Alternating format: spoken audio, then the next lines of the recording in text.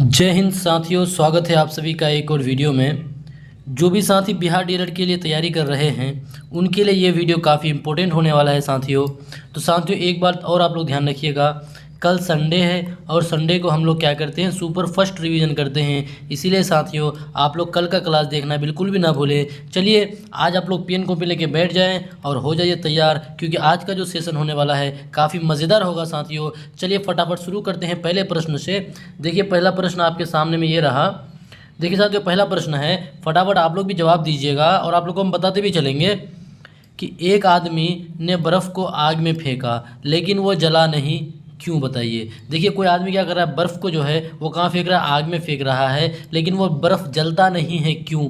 क्या साथियों पहला रीज़न है कि बर्फ़ ज्वलनशील नहीं होती है, या फिर तापक्रम बहुत कम था, या फिर साथियों बर्फ़ पहले पिघलेगी फिर वाष्प बनेगी, या फिर साथियों बर्फ़ जल ही नहीं सकती। फटाफट जवाब दीजिए कि एक आदमी ने बर्फ़ को आग में फेंका लेकिन वो जला नहीं, क्यों साथियों, क्या रीज़न है। तो देखिए आप जानते हैं कि बर्फ़ जो है साथियों, ये बर्फ़ इसको अगर आप क्या कीजिएगा, गर्म कीजिएगा तो ये बर्फ़ क्या हो जाएगा, आपका जल बन जाएगा। उसके बाद जल को और गर्म कीजिएगा तो आपका वाष्प बन जाएगा साथियों। इस बात को आप ध्यान रखिएगा, ये आपका सॉलिड हो जाएगा, ये आपका लिक्विड हो जाएगा और ये आपका गैस हो जाएगा साथियों। तो देखिए क्या होता है, आदमी जब बर्फ़ को आग में फेंकता है तो वो क्या हो जाएगा साथियों, बर्फ़ पहले क्या होगी, पिघलेगी यानी वो जल बनेगी, फिर वो आपका वाष्प बनेगी, यानी इस सवाल का जवाब हो जाएगा ऑप्शन सी हो जाएगा साथियों। तो बोलिए कैसा लग रहा है आप लोगों को आज का सेशन। चलिए बढ़ेंगे पहले सवाल के बाद दूसरे सवाल की ओर। देखिए साथियों दूसरा सवाल आपके सामने आ चुका है कि एक बंद बोतल में ऑक्सीजन है, ठीक है, एक बंद बोतल है उसमें ऑक्सीजन है, उस पर एक बल्ब जलाया गया फिर भी उसमें कोई आग नहीं लगी, क्यों बताइए। बोल रहा है कि एक बंद बोतल में ऑक्सीजन है, उस पर एक बल्ब जलाया गया फिर भी उसमें कोई आग नहीं लगी, क्यों साथियों। क्या पहला रीज़न है कि जलने के लिए केवल ऑक्सीजन नहीं ईंधन भी चाहिए, या फिर साथियों बोतल में हाइड्रोजन नहीं थी, या फिर साथियों प्रकाश में ऊर्जा कम थी, या फिर साथियों आग वैक्यूम में नहीं जलती। तो देखिए आप ध्यान रखिएगा, आप जानते हैं कि कोई भी चीज़ को जलने के लिए ना ऑक्सीजन तो चाहिए ही, साथ में उसको क्या चाहिए साथियों, ईंधन भी चाहिए। क्या चाहिए, ईंधन भी चाहिए, इस बात को आप ध्यान रखिएगा। और आप ये भी जानते हैं कि ऑक्सीजन को ना दहन गैस कहा जाता है। तो साथियों देखिए जलने के लिए केवल ऑक्सीजन नहीं ईंधन भी चाहिए, यानी इस सवाल का आपका जवाब क्या हो जाएगा, ऑप्शन ए हो जाएगा साथियों। क्या हो जाएगा, ऑप्शन ए हो जाएगा इस सवाल का जवाब। चलिए बढ़ते हैं ए के बाद, यानी इस सवाल का जवाब क्या हो जाएगा, ऑप्शन ए हो जाएगा। चलिए बढ़ेंगे दो के बाद तीसरे प्रश्न की ओर बढ़ते हैं साथियों। देखिए तीसरा प्रश्न आपका क्या है कि क्या सूरज का रंग लाल है, बताइए क्या सूरज का रंग लाल है। देखिए सूरज का रंग कैसा होता है, इससे रिलेटेड ना सीटेट में बहुत बार सवाल पूछे जा चुके हैं। सीटेट में जो आपका सीटेट का एग्जाम होता है उसमें सूरज का रंग कैसा होता है, इससे रिलेटेड ना लगभग बहुत बार सवाल पूछे जा चुके हैं। साथियों बताइए क्या सूरज का रंग लाल है।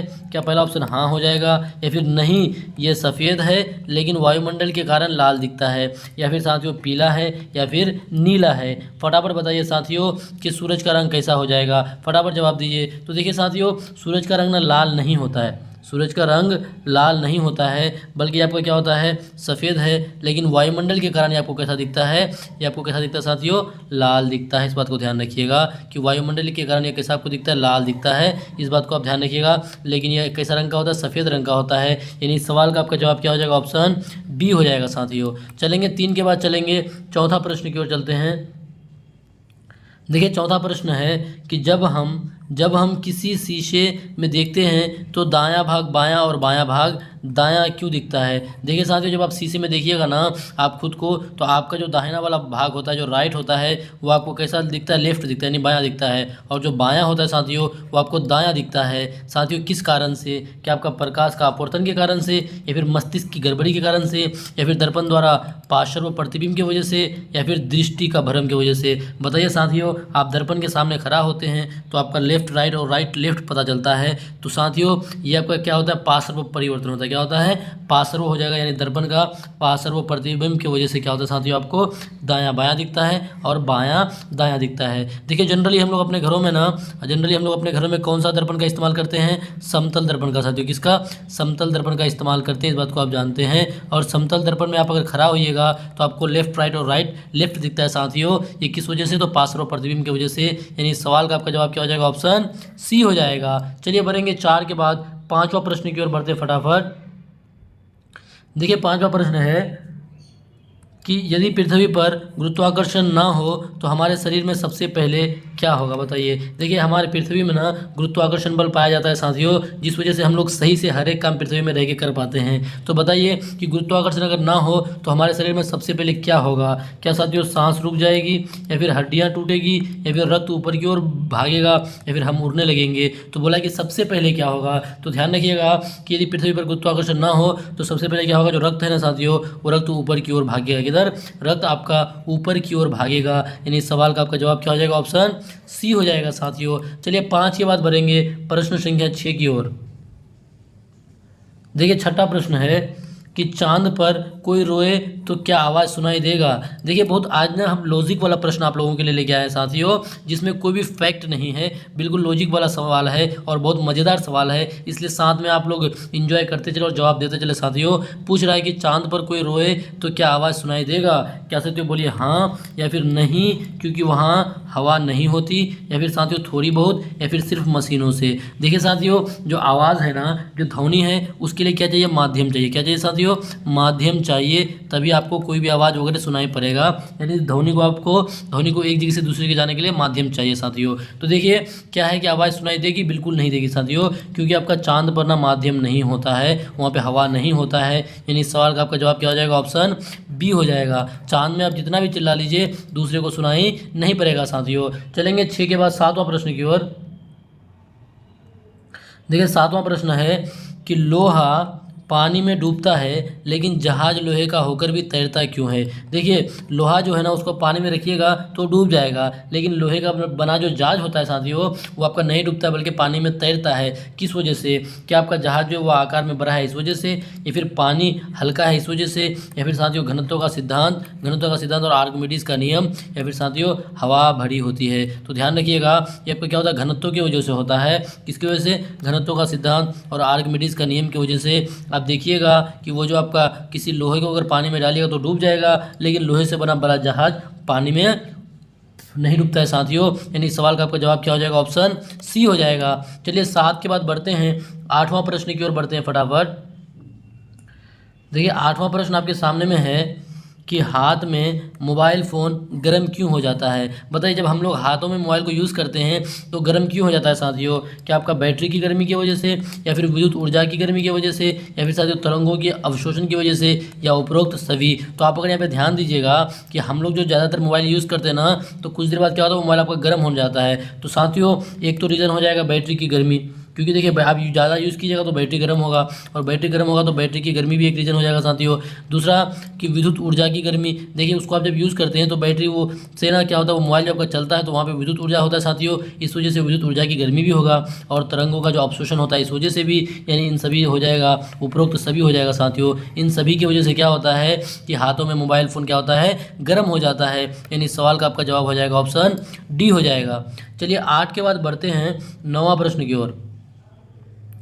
देखिए 9वां प्रश्न है कि कौन सा पदार्थ बिना पिघले सीधे गैस में बदल जाता है। बताइए कौन सा पदार्थ है साथियों जो बिना पिघले सीधे गैस में बदलता है। देखिए अगर आप ठोस को अगर क्या कीजिएगा, ठोस को अगर आप क्या कीजिएगा तो गर्म कीजिएगा तो आपका द्रव में बदल जाता है, यानी पिघल जाता है। इसको और अगर गर्म कीजिएगा तो आपका गैस में बदल जाता है। लेकिन बोला है कि कौन सा पदार्थ बिना पिघले सीधे गैस में बदल जाता है, यानी वो ठोस से सीधे गैस में बदल जाता है, आपको पूछा है साथियों। तो क्या वो आपका अमोनिया हो जाएगा, या फिर अमोनियम हो जाएगा, या कपूर हो जाएगा, या फिर नमक हो जाएगा साथियों। इस सवाल का आप लोग जवाब दीजिए फटाफट। इस सवाल का क्या जवाब होगा। तो देखिए साथियों कपूर जो होता है ना, कपूर जो होता है ये आपका क्या होता है, इसको अगर आप गर्म कीजिएगा ना, ये आपका द्रव में नहीं बदलेगा बल्कि सीधे गैस में बदल जाता है, और इस प्रक्रिया को एक नाम से भी जाना जाता है, इसको बोलते हैं सब्लिमेशन। क्या बोलते हैं साथियों, इसको सब्लिमेशन कहते हैं। इसको आप ध्यान रखिएगा, इसको बोलते हैं सब्लिमेशन, जिसको हिंदी में बोलते हैं ऊध्र्वपातन बोलते हैं, ऊध्र्वपातन। इसको ध्यान रखिएगा साथियों। तो इस सवाल का आपका जवाब हो जाएगा ऑप्शन सी। चलिए 9 के बाद बढ़ते हैं 10वां प्रश्न की ओर। देखिए 10वां प्रश्न है कि इंसान की आँख किस रंग को सबसे पहले पहचानती है? बताइए किस रंग को हमारी आंखें सबसे पहले पहचानती है? क्या नीला रंग को, या पीला रंग को, या हरा रंग को, या लाल रंग को? बताइए साथियों किस रंग को सबसे पहले पहचानती है? तो आप ध्यान रखिएगा, नोट कर लीजिएगा साथियों, जो हरा रंग होता है ना, हरा रंग को हमारी आंखें सबसे पहले पहचानती है। यानी इस सवाल का आपका जवाब क्या हो जाएगा? Option C. अगर प्राथमिक रंग की बात करें साथियों तो RBG होता है। क्या होता है? प्राथमिक रंग की बात करें तो RBG होता है। R से हो जाता है रेड, B से हो जाता है आपका ब्लू साथियों, और G से आपका क्या हो जाता है? ग्रीन हो जाता है। अब इस बात को भी आप ध्यान रखिएगा कि आपका प्राथमिक रंग और द्वितीयक रंग से पूछता है तो साथियों ये आपका हो जाएगा प्राथमिक रंग यानी RBG। बस आपको प्यार से कमेंट बॉक्स में बताना है कि द्वितीयक रंग कौन कौन सा है साथियों, आपको कमेंट बॉक्स में बताना है। चलिए 10 के बाद बढ़ेंगे 11वां प्रश्न की ओर।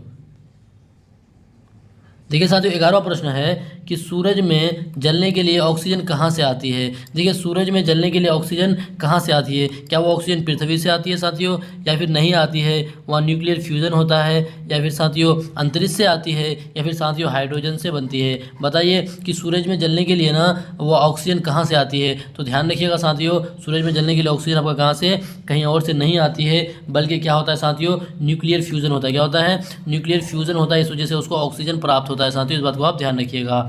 उसको ना ही पृथ्वी से ऑक्सीजन मिलती है, ना ही अंतरिक्ष से, ना ही हाइड्रोजन से, बल्कि क्या होता है? सूरज में न्यूक्लियर फ्यूजन होता है। इस बात को आप ध्यान रखिएगा साथियों, और इस सवाल का आपका जवाब हो जाएगा ऑप्शन बी हो जाएगा। चलिए 11 के बाद बढ़ते हैं 12वां प्रश्न की ओर। देखिए साथियों 12वां प्रश्न है कि अगर इंसान के शरीर में माइटोकॉन्ड्रिया काम करना बंद कर दे तो क्या होगा? बताइए। देखिए ये जो माइटोकॉन्ड्रिया ना साथियों, इसको कोशिका का ऊर्जागृह कहा जाता है। इसको क्या बोलते हैं? पावर हाउस बोलते हैं। इस बात को आप सभी बखूबी जानते हैं। इसको क्या कहते हैं? पावर हाउस कहते हैं। और यहाँ पे जो ऊर्जा रहता है ना साथियों, वो किस रूप में रहता है?